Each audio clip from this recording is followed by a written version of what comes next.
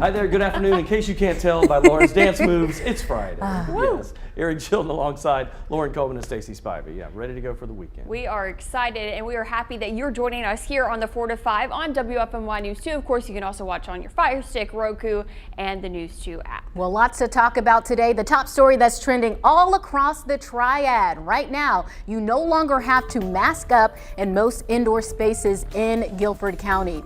The Board of Commissioners voted unanimously last night to end the mandate effective immediately. The move comes after Governor Roy Cooper held a briefing encouraging an end to all local mandates across the state. The governor is also urging school districts to establish mask optional policies by March 7th. While recent mask policy changes are happening across the triad, it doesn't yet mean it's time to throw your mask away. Here are the 3 things you should know. Masks are still required in most government-regulated places like inside airports and on planes and trains and buses. Also, when you visit most long-term care centers, hospitals, and doctors' offices, you'll still have to mask up there. And when in local jails and federal prisons, masks are still required there too. Another question we're seeing buzz around is if businesses can require you to wear masks indoors if there is no mandate. Well, according to attorney Gary Monty in Charlotte, businesses can condition entry on almost anything except something that might qualify as discriminatory practice. Requiring someone to wear a mask is no different from requiring a shirt or shoes for entry. Guilford County's numbers are really improving. Check out the number of COVID patients in Guilford County hospitals. There are 84 patients as of today. It's 10 fewer than yesterday and 42 fewer than a week ago. It's easy to see the drastic decline in numbers that the county has seen over the past 3 weeks. Just 22 days ago, the county peaked at 313 patients. Today's number is less than a third of that, and the gaps are weekends and holidays when the county doesn't report this number. Despite improvements in evaluating and treating heart disease or cardiovascular disease, it still remains the #1 killer, not only in the United States, but now actually across the globe. It's Heart Health Month, and it's important we all know how to maintain a healthy heart and also prevent heart disease, plus how to factor in COVID-19 and the effects that the virus can have on the heart. Dr. Michael Shapiro is the director of the Center for Prevention of Cardiovascular Disease at Atrium Health Wake Forest Baptist. He says half of the people who have heart attacks have no symptoms beforehand. That's why he says it's so important to have checkups with your doctor. Now take a look at your screen. These are the traditional risk factors that need to be routinely evaluated: cholesterol, blood pressure, diabetes, obesity, plus smoking, a poor diet, and sedentary lifestyle. Most people are going to develop some type of cardiovascular disease. It's something that we all have to be thinking about, at least in terms of trying to prevent it. Heart health becoming even more important when you factor in COVID-19. Dr. Shapiro says there's been a 16% increase in incidence of myocarditis among people infected with COVID. Myocarditis is the inflammation of the heart muscle. It can lead to heart failure. Dr. Shapiro also mentioned that those with pre-existing heart conditions are more susceptible to complications from coronavirus. Early studies have also shown COVID-19 leaving scarring on the heart, according to Dr. Shapiro, but there's still many unanswered questions about that. There is a lot of investigation going on in this area, and there, of course, is concern. And of course, the best advice is to, get vaccinated and try not to get infected in the first place. So when do you need to seek medical attention? Dr. Shapiro says if you're experiencing chest pain, feeling like your heart is racing, you're easily fatigued, or easily out of breath. And now let's get to more of your afternoon's top stories. A judge sentenced former Minneapolis police officer Kim Potter to 2 years in prison for fatally shooting 20-year-old Dante Wright during a traffic stop. Potter was convicted of first-degree and second-degree manslaughter, but was only sentenced for the more serious charge. She also may have to serve 2/3 of her sentence, a year and 4 months, if she behaves. The remaining time would be served on supervised release. Today, family, friends, and community members are honoring the life of Miss USA 2019 and North Carolina native Chesley Christ. The family is hosting a public celebration of life at Elevation Church in Charlotte. Service starts at 6:30 p.m. The event will be streamed online. And we have new details on an active investigation surrounding a man's death in Greensboro. Yesterday, police arrested 4 people and added charges to another person in the death of Ryceris Whitehurst. Investigators found Whitehurst's body on Randleman Road back in January. They were tipped off after his family reported him missing. This is a developing story, and anyone with information should leave an anonymous tip with Crime Stoppers. Law enforcement have also made an arrest tied to a recent string of catalytic converter thefts. Deputies say 40-year-old Marshall, Darrell Rimple faces several charges, including 10 counts of felony injury to property to obtain non-ferrous metal. Investigators linked him to 7 counts of thefts of converters in Guilford County and 3 cases in Greensboro. And get this, police even arrested him in the act and caught him cutting 2 catalytic converters at Compass Self-Storage on Burlington Road. Well, we're talking about some temperatures that are going to change for us. We were very mild over the last couple of days, weren't we? And you look at the readings now, not bad. 52 degrees, that's fairly normal for us. 56 in Burlington, 54 High Point, Asheboro at 55. But if you look upstream, as we'd like to call it, you can see in Galax and Boone, we're right around the freezing mark. A lot of that cooler air will be moving in. Winds were an issue overnight last night. Not as much right now. Here are the current wind gusts. Most of it is mountain and foothill communities, about 20 to 25 mile per hour gusts from Forsyth County up toward Allegheny Ash. But once you get into the higher elevations there in Boone, a 39 mile an hour wind gust that was reported. Now, maximum wind gusts in the last, or at least since midnight, let's say, you're looking at 46 miles per hour in Greensboro, almost 40 in Burlington and Asheboro. It was very, very blustery out there. We can say goodbye to that. It'll still be breezy tonight and tomorrow, but temperature-wise, it is a chilly start to your Saturday. 27, mostly clear, winds 5 to 10, could gust up to 30 for tomorrow with that high temperature of 56 and mostly sunny skies. As we look at the 7-day forecast, one thing I want you to take away is rain chances and then temperatures. So we'll bounce back up as we go back into Saturday, Sunday. We're at 56 and then back down to 50 on Sunday. That's probably the coldest day that we'll see. And then the warm up. Monday 60, 64 on Tuesday, 66 Wednesday. The rain chances pretty good for Tuesday, Wednesday at 50 and 60%.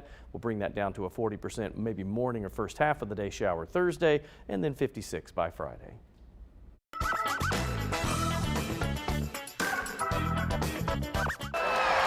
Are you ready?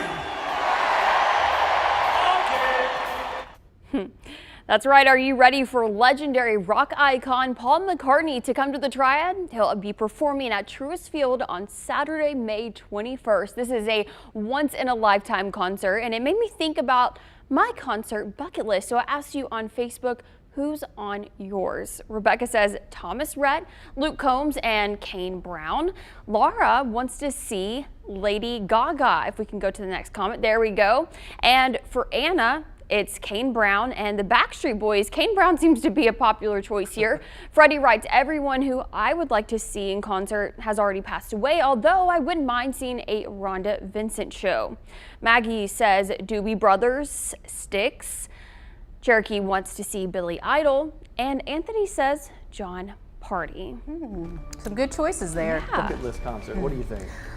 So there's so many people that I want to see, too. but if I were to narrow it down to 2, I would say Lauryn Hill and India Ari. Those are like my favorites. I know all the words to the albums. But you've never seen in concert. I've never seen them in concert, but Drake also, if I made it 3. That'd be a fun concert. I would say, well, one of mine I'm getting ready to do, hopefully, but that's Elton John. I never got to see Elton John. Well, in hopefully it concert. happens. Yep. And I mean, that's probably my biggest one right now because I got to see Prince in his day. Yeah, I saw Prince 3 times. So yeah, that was one of my all-time Y'all are favorites. basically best friends then. Yeah, right. Yeah. Tied. Well, I'm supposed to see Elton John as well, so I'm really excited about that. But bucket list, Spice Girls. But that would be. They were like my. Your kindergarten. Yes, Are they back like- doing? Are they? Yeah, they have done some That's what I reunion thought, things. yeah. I don't think anything over here. Who is and your favorite? Spice Girl? Posh. Probably Baby Spice. Oh, Baby Spice. Yeah, nowadays probably more like I could see what I more would've similarities guessed. to Posh, but. All right, you mull that over. Where's Sir Paul? We'll see you later. We'll be right back. Bye.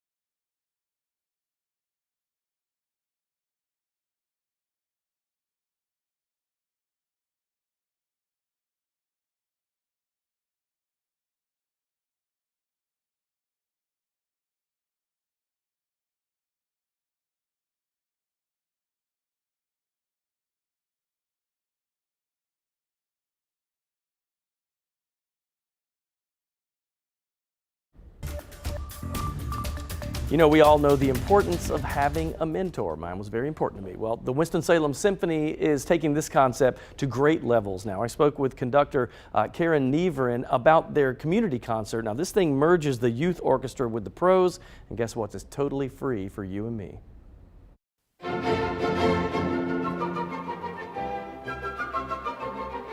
Karen, I love this merging of the two and the fact that this is open for the public and free. I mean, talk a little bit about the process and why you guys wanted to do this. So it's so important for our Winston-Salem Youth Symphony to be around our players and to aspire to that level.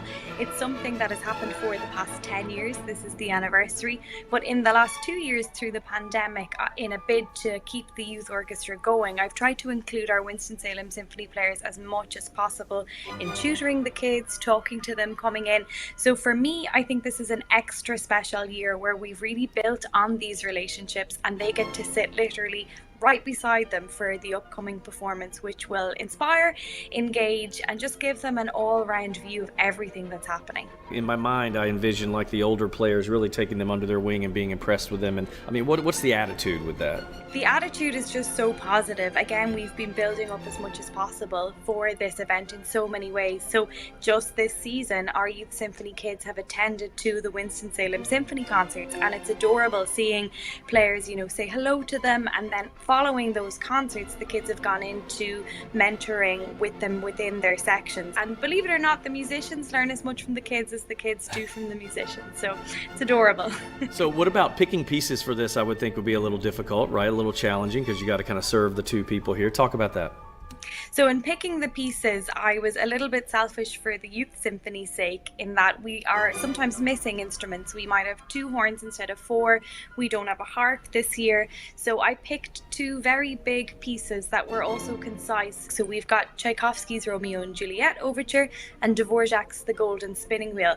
So although they're complex pieces of music, they're full of character and story from beginning to end. And I found that really helped our Youth Symphony identify with the music more. This sounds like so much fun. Thank you, Karen, for filling us in on this. We can't wait to see it. First of all, whatever she says with the accent, I listen to. Yeah. Because I know. I was sound just of like her paying voice. I was paying attention to her voice, I think, more than anything. So I was like, I wish I was Irish. Seriously. I was about to be corny and say it was music to my ears. Music to my ears. Yeah, you know what? She said that, and I love the fact that they're kind of meshing the youth orchestra with the pros. And the kids learn from them. But she said it's kind of interesting that sometimes you see the grown-ups light up more than they normally do because they're working with a kid, and they just love that. She said it adds kind of a perk to the symphony. People love getting back, yep. and they remember when they were young and starting to get into music. And mentorship is so great. I have a couple mentors myself, so I think this is a great program. Yeah, I think so too. Do either one of you guys play an instrument? I used to play the piano and the flute, and then I played with the clarinet a little bit. Wasn't that great at it, but I was a flute player, and I was first chair when I was in 9th grade. Oh, look at you. I played sax, awesome. and then as an adult, I took drum lessons, but I'm not good enough to do much with it, but I love it. Yeah, I used to play piano, but not anything major. I wish I'd taken piano. Yeah, I took it. I started in 2nd grade, and I played all the way until my 11th grade year of high school, but it was conflicting with sports and different things. yeah. I had more Yeah. makeup lessons than regular lessons, so my parents were like, you gotta pick. So. All right, that concert I talked about is totally free, by the way, for anybody who wants to go see it. We'll be right back.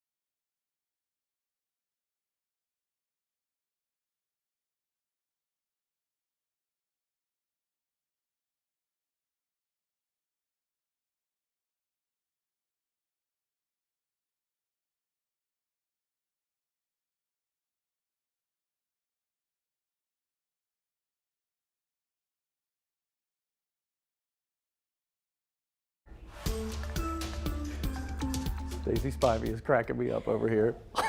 I asked them, I said, what's my first graphic? And Stacy, it's purple and red. Was that Lauren? Oh, I'm sorry. I thought that was Stacy that said that. Oh my goodness. All right, this is a max wind gust map, in case you want to know. 46 miles per hour in Greensboro, 37 in Winston-Salem, and in Lexington. Yeah, it was blustery, wasn't it? This is the max wind gust since midnight, so very, very strong. And at times we were getting reports, my neighbors were texting me and said, my trash can just blew away. That's what's going on with this. Now, up into the mountain communities, 24 in Mount Airy, but the difference here is that the mountain and foothill communities are still seeing some high winds. They're not that high, but upwards of 25, 30 miles per hour. 27 will be the low tonight, winds 5 to 10, but still a little gusty, a little breezy tomorrow. 56, lots of sunshine, maybe wind gusts upwards of 30 miles per hour. Pretty clear right now. There goes the front that caused all the trouble for us, but overall we're in good shape as this high pressure moves in. Now this is a reinforcing shot of cold air, not much in the way of precipitation for us with that. That stays up in West Virginia, but that high pressure will move in and clear us out for the most part. So look for temperatures to be in the mid 50s tomorrow, low 50s on Sunday, with some overnight lows Saturday night and Sunday morning in the lower to mid 20s.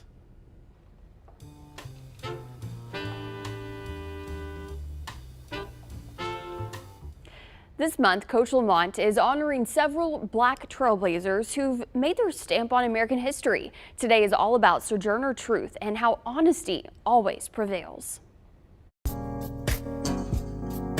Women's rights activist Sojourner Truth once said, "Truth is powerful and it prevails.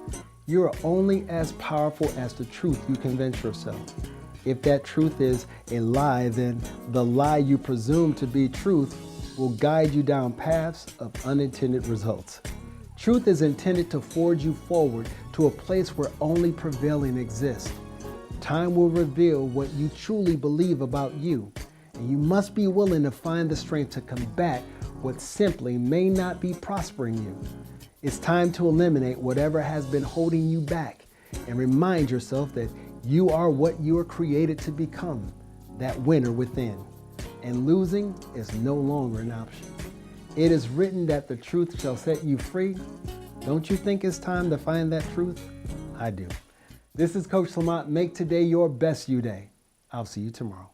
Nice word from Coach Lamont. You know what I'm going to say? You have to put action behind some of these things. So if you want to find the truth within, if you want to be a better person, you have to actively make decisions to do that, like surrounding yourself with good people. You know, you can't do the same thing and expect changes. My wife always says to me, I know the old saying is action speaks louder than words, but there's nothing truer than that. She goes, you can say you're going to do this all day long, but when I see you do it, then I'll know. Yeah, and I was just like looking at it, the truth always prevails. I think that's so true. And like, sorry, I'm still laughing about earlier. Oh, stop. I can't stop thinking about it. I'm telling you the truth. I'm being honest with you. that's We're having right. a lot of fun on the show today, and but no, it really is true that you always need to be honest with yourself and with others, and I think that's the best policy. And the truth always comes to light too. That's true. Yes. My dad, the biblical saying, be sure the truth will find you out, is true. It will. So be truthful. We'll be back. I'm telling you the truth.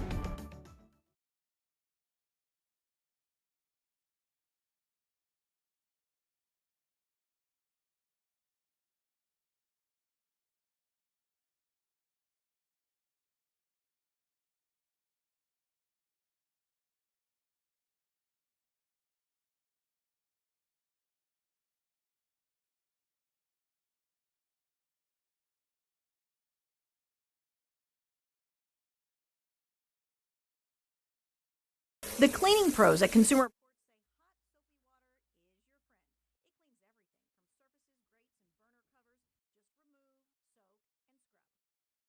On a gas range, it can cost. The cleaning pros at Consumer Reports say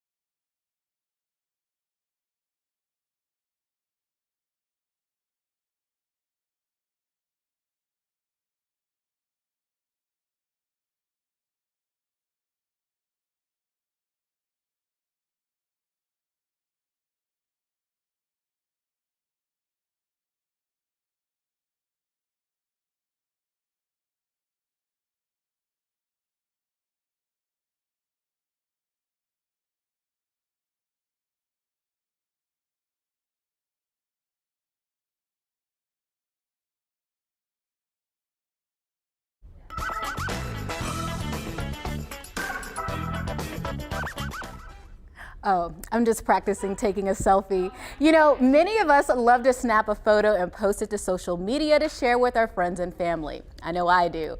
But what makes the perfect Instagram photo? Researchers at North Carolina State University say photos that bring in more likes are rich and bright in color, or items in the image are very simple or very complex. So I asked you on Facebook, what do you think makes a great Instagram photo? Ronnie Stewart says good lighting and a good camera. Clifton Alexander says an interesting, attractive item. Tawana Daniels wrote a smile. And then Martell Lamar says authenticity. Ernie Wood says myself not posting it. Myself not posting it. I like that. So we have some pictures of us up in the ham here. Step out of the way. You know, like I said, I'm the queen of the selfie. So There you I go. posted That's a good selfie, You know, you too. have to have the camera angle up high. It helps to slender the face. Yes, that's And true. then it has the good lighting, so I was near a window so it could cast a light on me, because you know I got this nice melanin, so I have to make sure that I have my light. So that is love how it. you do the selfie. Look at the wink. Love it. Love it. Perfect. But you know, they also, some cameras now have a skinny filter built into the cell phones, or at least the Androids do. Wow. Because I'm an Android guy. Yeah, you can turn on skinny. So it Okay. makes your face thinner? Yeah, yes, it kind But of so- draws you out like up and down, right? Like a vertical. So it's a catfish then? Oh, essentially. I mean, there's a filter out there. You can change your teeth. You can Yes, whiten you them. can whiten them. Makeup on? take blemishes off your face, add lashes, do all the things. Obviously, I had to show a photo of my pride and joys, So cute. plural, because Wrigley, my dog, and Baylor. Really, my whole Instagram is a Baylor. But yeah, I would say the thing that I do, I always try to brighten the photos.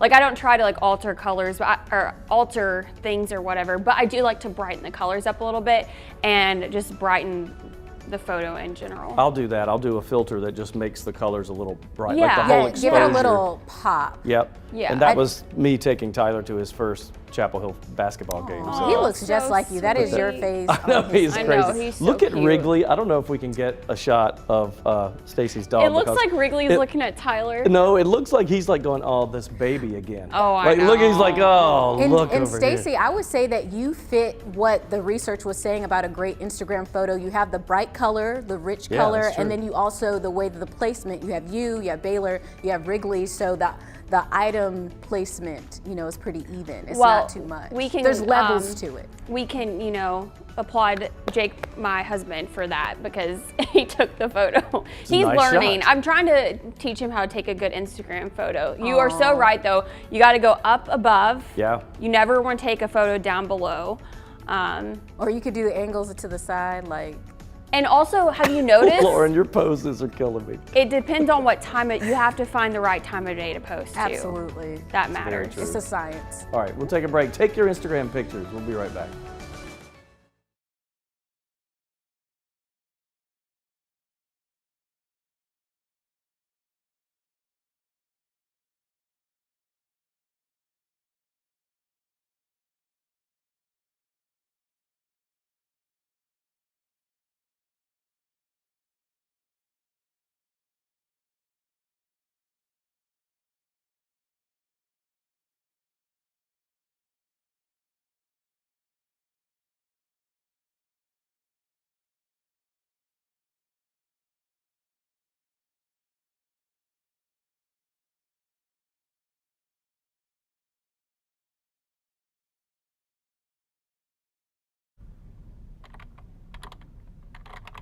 Ice cold milk and an Oreo cookie. I'm putting the supers in now and taking the VOPs out since we don't have them.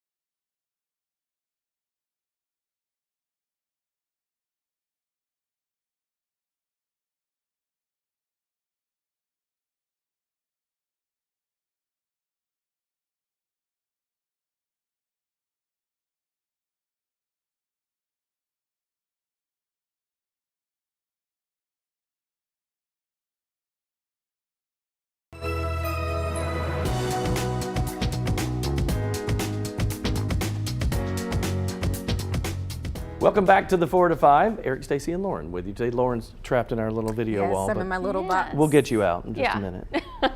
Thanks, guys, for watching the 4 to 5 right here on News 2, Fire Stick, Roku, and the WFMY News 2 app. Well, we're kicking off this half hour with your top news headlines. We've got developing news in the Triad's largest school district. Right now, there's a chance Guilford County schools could soon go mask optional. This comes as Guilford County commissioners voted to remove the mask mandate last night. Next Thursday, board members will discuss the matter in a work session. If they vote to make masks optional, the policy would start March 7th. This new recommendation, it has a lot of Guilford County school parents talking. GCS parents we spoke with say they're happy with this new development. They say it should be their decision as a parent to decide if their children wears a mask in school or not. If my child is at school and decides they want to wear a mask, I'm actually comfortable saying, go right ahead. I'm also giving that option to my child as well. I don't think it's right that we're being forced. And I think that definitely has to change. The kids are frustrated. They don't like it anymore at all.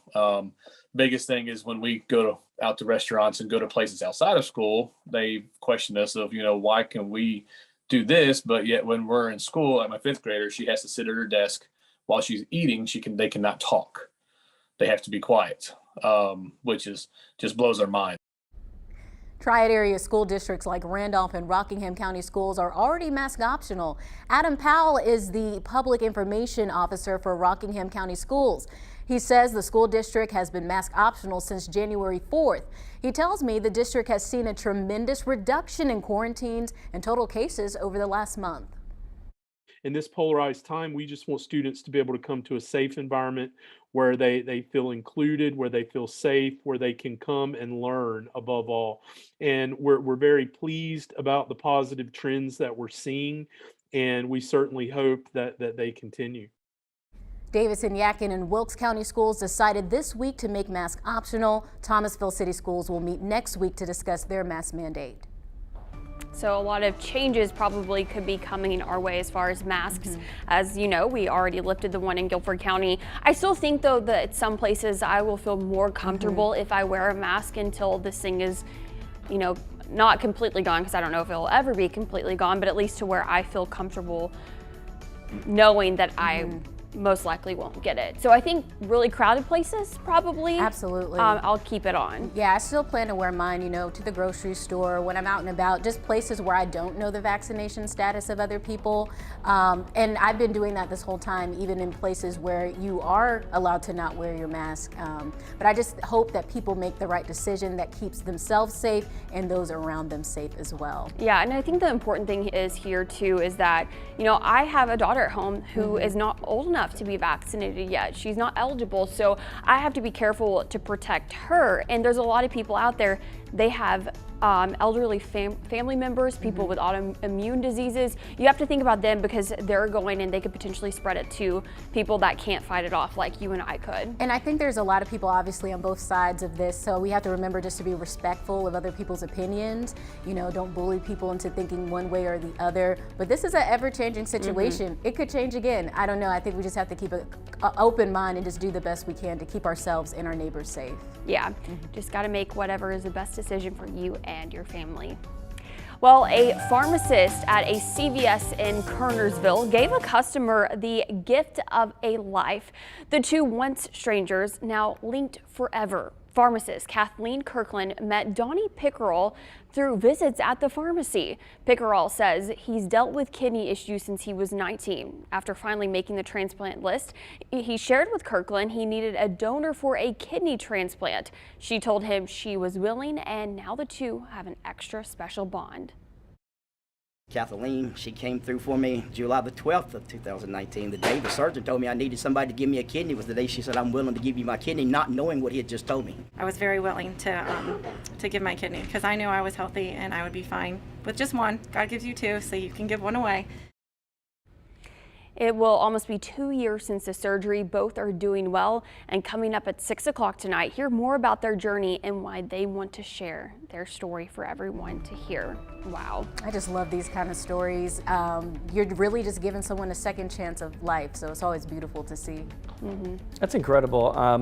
You know, some of my friends, we got into this discussion recently about being an organ donor, and I said, why would you not? You know, why do you? And some of them said, you know, you're right, and so look for that on the little driver's license. But I mean, I think we how many stories have we done, guys? It's all the time of how you can save multiple lives by being an organ donor. It's a huge thing. I'm not talking about just the, you know, what she did. I just mean if you put that on your driver's license, if something ever happened to you, you could save more than one life. Right. I mean, if I'm not going to be here and I can't use it, Right. somebody else could, and it literally could be a matter of life and death for them. So I've seen organ transplants completely transform people's lives. That's right. And so I think it's so important that we all do that. It's important to keep telling these stories to spread that awareness so people can see how it has changed people's lives. So That's very good. That's big of her too, because that's no small feat. You know? Nope, Got to not go at through all. that surgery and. That's tough. Big heart. She has a big Yeah. heart there.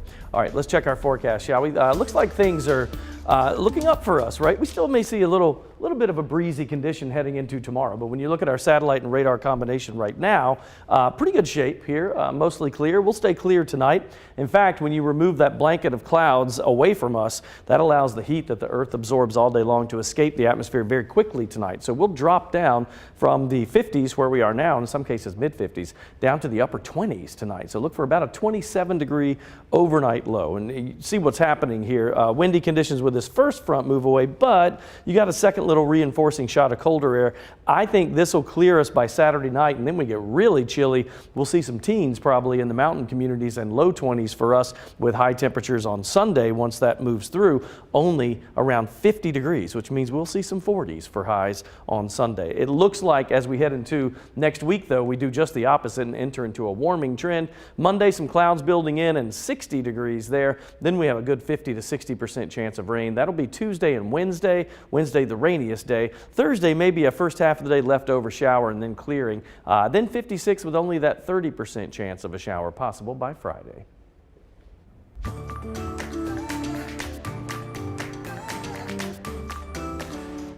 You know, 4 to 5 folks are always talking about food, so I thought the kitchen was an appropriate place to ask this question. Let's take the God Cam so you can see the question that I'm asking. Let's look at it. It says, the best way to clean. What is the best way to clean your stovetop? What if I told you it had to do with a razor blade and a Ziploc bag? What do you think about that, friends? Have you ever used either one of them to clean your stovetop? Never heard of I that. have not. I'm No. excited to hear about this, Tanya. I'm loving the props too. All right, so we got a razor, we got a stovetop, we got a Ziploc bag. Sometimes the stove gets neglected. I mean, a messy stove, it's a mess, is it not? Yeah, horrible. Yes. All right, but leaving spills on your range can actually affect how the stove works long term. On a gas range, it can clog the burners, which makes them tough to light and produces uneven flames in some cases. And for glass smooth tops, sugar-based spills like chocolate or tomato sauce that are allowed to sit for too long can damage the surface. The cleaning pros at Consumer Reports say hot, soapy water is your friend. It cleans everything from surfaces, grates, and burner covers. Just remove, soak, and scrub.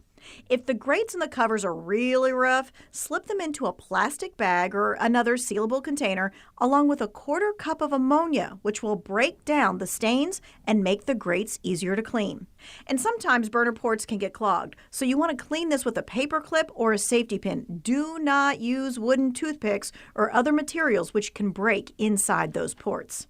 Never use steel wool or abrasive cleaners on a cooktop. That's especially true for glass cooktops. Instead, you want to use a soft sponge or a wet paper towel to wipe away spills and stains. Okay, now get ready. To remove heavy burned-on residue on smooth tops, use a razor blade. You'll hold the blade at a 45-degree angle to avoid scratching the smooth top.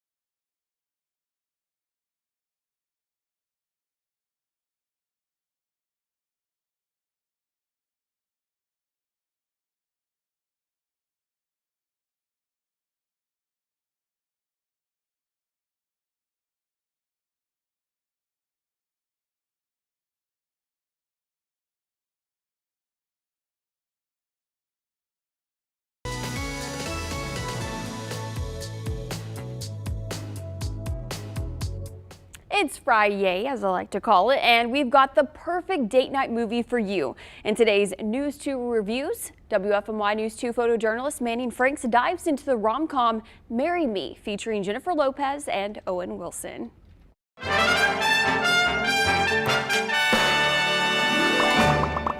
Next to Julia Roberts or Meg Ryan, there was a period of time with Made in Manhattan and The Wedding Planner where Jennifer Lopez was in contention for status of rom-com queen. Yes, shockingly, I do know my romantic comedies. So I was pessimistically curious at what this next outing would be in with Marry Me. Despite a hokey premise, I'm happy to report this film had utterly no right to be as delightful as it was. It's 3 months. I don't even know her. We both did this. So whether we like it or not, we're in this together. We have to embrace the spontaneity of the moment. I don't want to be the punchline. Pop superstar Kat Valdez, played by Jennifer Lopez, has it all and is about to get married before a live audience of millions. Charlie Gilbert, played by Owen Wilson, is a math teacher at a local middle school and a divorced father to a young girl. They couldn't be more different. Yet, when the nationally televised marriage goes awry with a fellow singer and groom-to-be, Kat locks eyes with Charlie and, impulsively, why not? Gets married to him instead. Could what have started as a last-minute publicity-saving stunt turn into real love? That's what Kat and Charlie are destined to figure out. The best way to describe Marry Me is like carnival cotton candy. It tastes sugary sweet and leaves the taste buds on a temporary high, before ultimately dissolving and being completely forgotten. That's not a bad thing. Marry Me does an excellent job in hitting the similar beats of a traditional romantic comedy while still feeling engaging thanks to the genuine chemistry between Jennifer Lopez and Owen Wilson.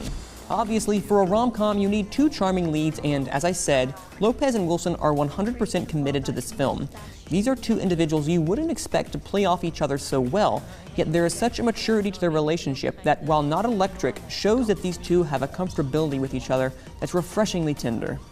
Outside of our two leads and some good laughs, the biggest takeaway of this movie is the original music performed by Lopez and musical artist Maluma. Without a doubt, the songs walk a tightrope between being shoehorned into the production and being incredibly catchy / emotionally necessary. While it will ultimately come down to your taste in music, I for one have been listening to the soundtrack more than I probably should care to admit. Marry Me may take itself too seriously at times with its outlandish premise, but at its core, it's a movie that is full of heart, laughs, and good music. Just barely. You might be surprised, but I am giving Marry Me a 2 approved. You can watch the movie both in theaters and streaming on Peacock. I could read Manning because I know him so well. He was like reluctant to admit that he likes it. That's yeah, what's funny. he was like trying to be he was all fighting it. Yeah. Yeah. First of all, I love Jennifer Lopez. We were talking about her. I want her to do something gritty again. You know, I mean, the rom-com thing, this is what it is, right? You know what you expect to go in. It's not going to be some Oscar winner. It is for fun. Yeah. And that's okay too, but I want to see her in something gritty. Yeah. Really? Something fun. I always think movies like this are good like when it's a Sunday and you just like are laying on the couch. It's something good to, to pass the time with. I mean, I love J-Lo and I love Owen Wilson too. I do too. He's so great. I just feel like this is a good time of year for one of these like cheesy, cute movies. And it just makes me think of all those classics that J-Lo was in back in the day, like The Wedding Planner and Made in Manhattan, which are two that I love that good, like feel-good stuff. One. It is. Yes. What was the one she did where Enough? That was it. Oh, that was a good one. Yeah. I saw that where she like learned self-defense and Yeah, she was in an abusive relationship. Yep. That's a good one. And that's the kind of like to see her in the action movie. You can see her like, That's right. All right, let's talk about this. You know, these days between that Toyota factory and the boom supersonic announcement, it seems like the Triad is on this economical roll. Well, here's another huge possibility that could be worth hundreds of, that's what we call an up-close shot. Wait, hold on, let me back up here, I'm nervous. Hundreds of millions of dollars for the local economy. I spoke with Hill Caro of the North Carolina Bid Committee about how close we are to hosting the World University Games. Take a look at this. Well, Hill, this is unbelievable. I mean, this is like puts really not just the Triad, but the state on a whole new level. Can you explain to everybody just how big these World University Games are? To give you an idea, there's between 10 and 11,000 that will be coming in terms of the official delegation. And the biggest event in the world is the Summer Olympic Games, and there are 15,000 in that official delegation. So it's a little over 2/3 the size of the Summer Olympic Games. So it's really big. It's considered the largest event on the planet for student athletes. And it has a great history dating back over 60 years, and one that many of our North Carolina athletes and coaches who you would recognize, Coach K, Coach Roy Williams, Hubert Davis, all those great names from athletes have participated in this event. You and I were talking before we started the interview earlier, and I thought it was interesting when you said that from a track and field standpoint, the triad had a little gold star. Explain that. Yes, all the experts will tell you, as well as international sport governing bodies, that the best track and the best aquatic center in the state of North Carolina are both in Greensboro. North Carolina A&T's track at Truist Stadium, and of course the Greensboro Aquatic Center for swimming and diving. What do you think, what's the impact on the area economically? Because I would think that this brings in just a ton of revenue. About 600,000 attendees, spectators that would attend the event, up to 1,500 or so national and international media. Then that official delegation, of which about 7,500 are the athletes and all. So, and it's a 2-week event. Third-party objective studies have shown that the impacts are between 150 million and somewhere in the neighborhood of 370 million, kind of depending on which market you're in. That's amazing, Hill. We're excited about this. I guess we'll find out in the fall. All right, so we're waiting on this for about another 8 months to find out. And I didn't know what the World University Games, I've never heard of that until today. Yeah, I hadn't either. So he said, basically to recap, it's just second to the Olympics, one of the biggest sporting events for like university students from all over the world to compete, and it's probably a qualifier for the Olympics type thing. But I said, well, how did we get down to the finalists of this for the whole world? And he said, because of our facilities. And A&T's field, their track and field can hold more than 20,000 people, and that's one of the few in the country really that can hold that much. Didn't know that either. And so we just had a lot of pieces that fit for this. So it's between us and South Korea. Wow. And if we get this, we'll find out in the fall, and it's huge. Greensboro is really on Telling the you. map. I mean, we got Yeah. Toyota, like you said, Supersonic. I mean, or Boone Supersonic. Like, this is amazing if we get this. You moved here at the right time. Yeah. Yeah, wow. I mean, that was the first thing I asked you was why Greensboro is because we have the facility. So come on, come to the Piedmont Bring it on, Triad. that's right. We're ready for you. That aquatic center at the Coliseum is phenomenal. All right, we'll take a short break. We're coming back.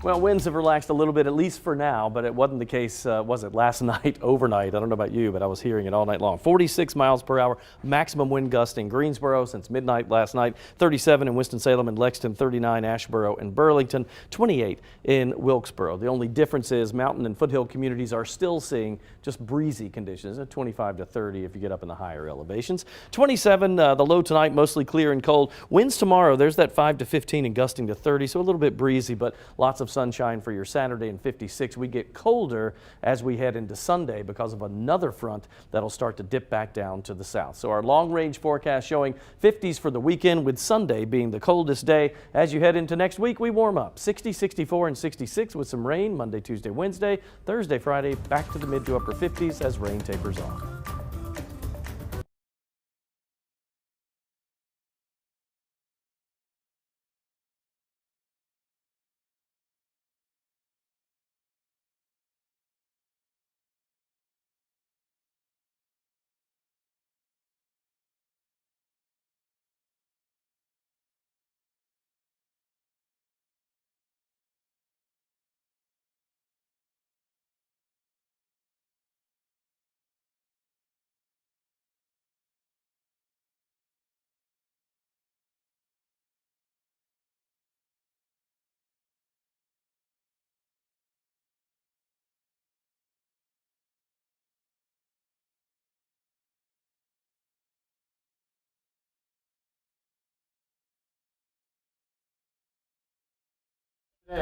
Chilton. 1, 2, 3, 4. Dave also solo parenting this weekend, so.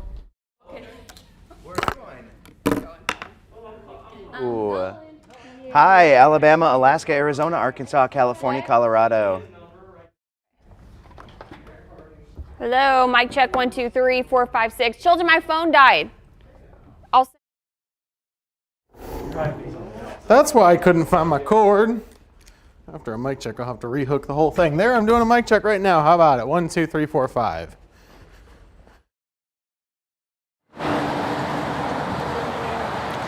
Many business owners we spoke with said they're happy to see the mask mandate go away. They hope this is a sign of a return to normal.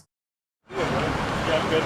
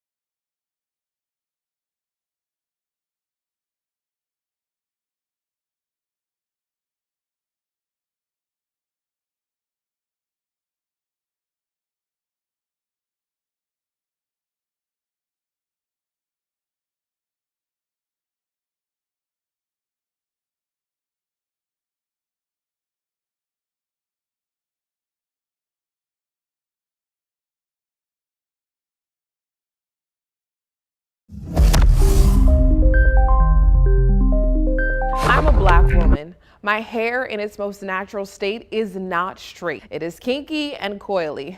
Little Momo had a full head of hair, and 20-something years later, that story is just the same. As a little girl, I wanted to be on TV, but I didn't see anyone with hair like mine. Even getting into this news industry, I was told only straight hair will get you jobs. So when I was first getting into this business, I'd squeeze my head into wigs. For my first 2 years in TV, I didn't dare to wear my real hair. I remember leaving home from work, ripping it off so quick, I hated it. But when I took time away from television last year, it was so hard to uphold a smile, hiding behind the lies of hair that wasn't even mine. The wigs weren't me, and I said to myself, I'm not doing this anymore. For the first time, I embraced my truth. For the first time, I chose to reveal to the world what I kept in private. my natural hair. Earlier this week, I was called out on social media for my hair. And the crazy part is, I'm not too hurt by it. 2 years ago, I would have cried. But today, I know who I am. I know I'm beautiful. But I know there are so many young girls who haven't yet learned that about themselves. So I'm wearing my hair to say, let the world see you the way you really are. It's okay. They will accept you. That's my 2 cents. WFMY News 2 at 5 starts now.